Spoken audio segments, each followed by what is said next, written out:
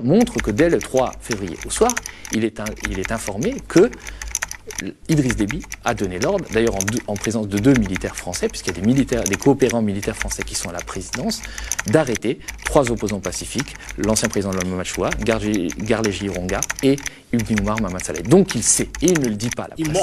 Il ment, très clairement.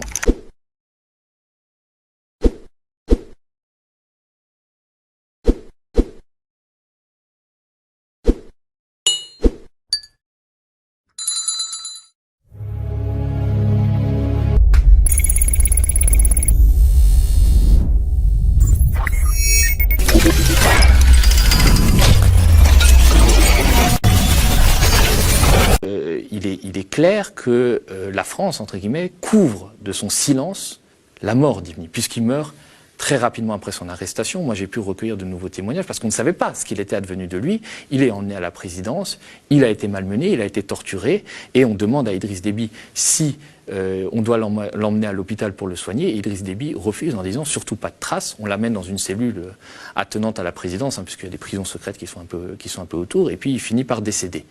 Et 2 jours plus tard, l'ambassadeur de France, Bruno Fouché, dit devant la presse que on ne peut pas confirmer ces arrestations, on se renseigne, mais je sais qu'il y a eu collusion entre les rebelles et ces opposants pacifiques-là. Alors il y a 2 informations dans ce qu'il dit. La première chose, c'est on ne peut pas confirmer ces arrestations. Or, les télégrammes diplomatiques qu'on a révélés pour le média montrent que dès le 3 février au soir, il est informé que Idriss Déby a donné l'ordre, d'ailleurs en présence de 2 militaires français, puisqu'il y a des coopérants militaires français qui sont à la présidence, d'arrêter 3 opposants pacifiques, l'ancien président de l'Al-Machoua, Garleji Ronga et Ibn Omar Mahamat Saleh. Donc il sait, et il ne le dit pas à la presse.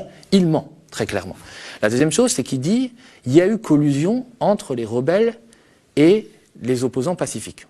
Ibn Omar Mahamat Saleh, il faut savoir qu'à ce moment-là, les téléphones sont coupés à N'Djamena. Il n'a eu aucune visite de quelques rebelles que ce soit pendant les 2 jours qu'ont duré l'attaque de N'Djamena. Ça, c'est les membres de la famille qui me l'ont confirmé. Et puis, lui, il avait un idéal. Il avait dit au micro de RFI, je condamne la confiscation du pouvoir par les armes, mais je condamne aussi la prise du pouvoir par les armes. Donc, il n'était ni du côté du pouvoir, ni du côté de la rébellion qui se disputait le trône. Il était du côté de son idéal. Mais l'ambassadeur de France, quelque part, fournit une explication, une justification à ce crime tout de suite. Et en 2010, quand il est interrogé par la Commission des affaires étrangères de l'Assemblée nationale française, il dit cette collusion n'est pas avérée.